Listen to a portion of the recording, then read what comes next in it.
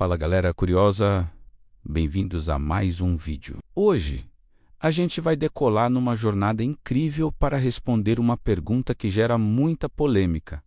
Afinal, quem inventou o avião? Aposto que você já ouviu nomes como Santos Dumont e os irmãos Wright, mas a história é bem mais complexa e fascinante do que parece. Então, apertem os cintos, porque a gente vai explorar os céus da história da aviação. Antes de qualquer avião sequer sonhar em sair do chão, a humanidade já olhava para o céu, sonhando em voar como os pássaros. Esse sonho é antigo, presente em mitos, como o de Ícaro e Dédalo. Mas foi só lá pelo século XV que alguém começou a tratar o voo de uma forma mais científica. E esse alguém foi ninguém menos que Leonardo da Vinci. Ele estudou o voo dos pássaros e desenhou máquinas voadoras incríveis, como o ornitóptero, que bateria asas como um pássaro. Embora suas máquinas nunca tenham sido construídas na época, suas ideias e seus estudos anatômicos foram a semente para tudo o que viria depois. Ele foi o primeiro a entender que voar não era magia, era ciência. Avançando alguns séculos, chegamos ao século XVIII, a era dos balões. Os irmãos Montgolfier, na França, fizeram o primeiro voo tripulado bem-sucedido em um balão de ar quente em 1783. Foi um marco. A humanidade finalmente conquistou os céus, mesmo que fosse apenas flutuando ao sabor do vento. O problema é que balões não são muito práticos. Você não pode escolher para onde vai. A busca continuou por um voo controlado, um voo que fosse mais pesado que o ar. No século XIX, a coisa começou a esquentar de verdade. Um cavalheiro inglês chamado Sir George Cayley é considerado por muitos como o pai da aviação. Ele foi o primeiro a entender os princípios básicos do voo: sustentação, propulsão e controle. Em 1804, ele construiu e voou o primeiro planador bem-sucedido do mundo. Ainda não era motorizado, mas já era uma máquina que podia voar de forma controlada. Cayley estabeleceu o conceito do avião moderno, com asas fixas para sustentação, uma cauda para estabilidade e um sistema de propulsão. Faltava só o motor certo. Outros pioneiros importantes surgiram, como Otto Lilienthal, um engenheiro alemão que ficou conhecido como o rei dos planadores. Entre 1891 e 1896, ele realizou mais de 2.000 voos em planadores que ele mesmo projetou e construiu. Ele controlava o voo, movendo o próprio corpo, como se fosse uma asa delta moderna. Lilienthal documentou tudo, seus sucessos e fracassos.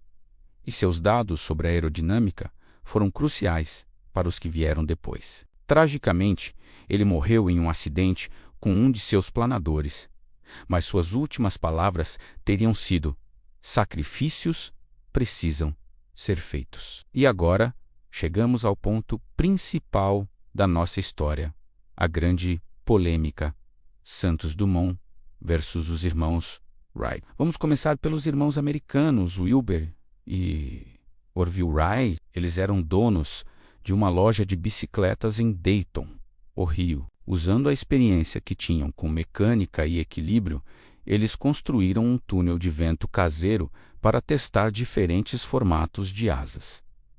Foi um trabalho metódico e científico. No dia 17 de dezembro de 1903, em Kitty Hawk, na Carolina do Norte, eles fizeram história. Orville pilotou o Flyer 1 por 12 segundos, percorrendo 36 metros. Naquele dia, eles fizeram mais 3 voos, sendo o último com Wilbur no comando, o mais longo, 59 segundos no ar, percorrendo 260 metros. Para os Wright e para grande parte do mundo, especialmente os Estados Unidos, este foi o primeiro voo controlado, motorizado e sustentado de uma aeronave mais pesada que o ar. O detalhe importante aqui é que o Flyer precisava de uma catapulta e de trilhos para decolar, e só conseguia alçar voo com um vento frontal forte. Eles também fizeram seus voos de forma bastante secreta, com poucas testemunhas, pois queriam patentear a invenção. Agora, vamos cruzar o Atlântico e aterrissar em Paris, o centro do mundo na época. Lá estava um brasileiro baixinho, elegante e genial, Alberto Santos Dumont. Ele já era uma celebridade mundial por seus voos em dirigíveis. Ele contornou a Torre Eiffel em 1901 com seu dirigível número 6, ganhando o prêmio Dot de La Merve e se tornando um ícone. Mas o sonho de Dumont era o voo do mais pesado que o ar. No dia 23 de outubro de 1906, no campo de Bagatelle, em Paris, diante de uma multidão e da comissão oficial do Aeroclube da França, Santos Dumont fez algo espetacular. Ele entrou em seu avião, o 14 bis, ligou o motor e, sem ajuda externa, sem catapultas ou trilhos, apenas com a força do próprio motor, ele decolou. Voou por cerca de 60 metros, a uma altura de 2 a 3 metros, e pousou em segurança. Foi o primeiro voo de uma máquina mais pesada que o ar a ser homologado publicamente. Para muitos, especialmente no Brasil e na França, este é o verdadeiro primeiro voo, pois cumpriu todos os requisitos: decolar por meios próprios, voar uma distância predeterminada sob testemunho oficial e pousar em segurança, menos de um mês depois. Em 12 de novembro, Dumont se superou. Ele voou 220 metros em 21 segundos, estabelecendo o primeiro recorde mundial de aviação, novamente certificado e aplaudido por todos. A grande diferença na abordagem é que Santos Dumont era um defensor do conhecimento livre. Ele publicava seus projetos e não se preocupava com patentes. Ele queria que a humanidade voasse, e seu feito em Paris inspirou uma geração inteira de aviadores na Europa. Então, quem inventou o avião? A resposta depende do seu critério. Se você considera o primeiro voo motorizado e controlado, mesmo que com ajuda, para decolar e feito em segredo, foram os irmãos Wright em 1903. Eles foram, sem dúvida, pioneiros na ciência do controle de voo. Mas, se você define o primeiro voo como aquele que decola por conta própria, em público e é oficialmente certificado, então o mérito é de Santos Dumont em 1906.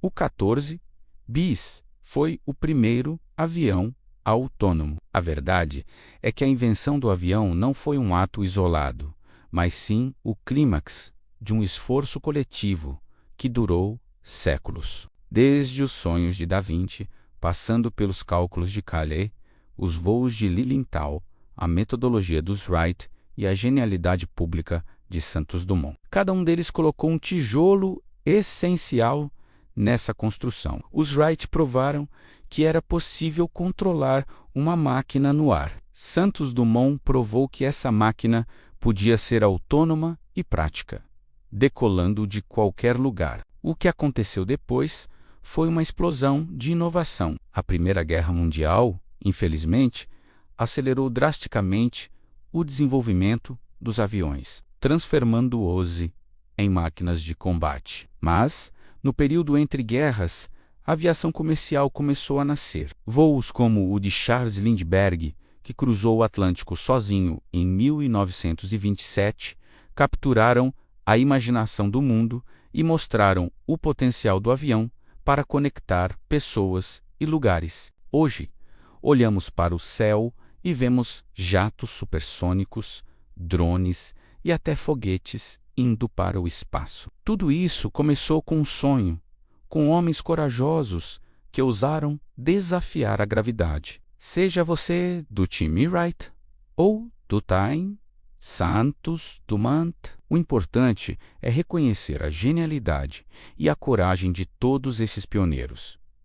Eles nos deram asas e mudaram o mundo para sempre. E aí, o que você acha? Deixe aqui nos comentários a sua opinião sobre quem foi o verdadeiro inventor do avião. É uma discussão que sempre rende. Se você gostou de embarcar nessa viagem pela história, não se esqueça de deixar o seu like, compartilhar com os amigos e se inscrever no canal para não perder os próximos vídeos. A gente se vê na próxima decolagem. Valeu!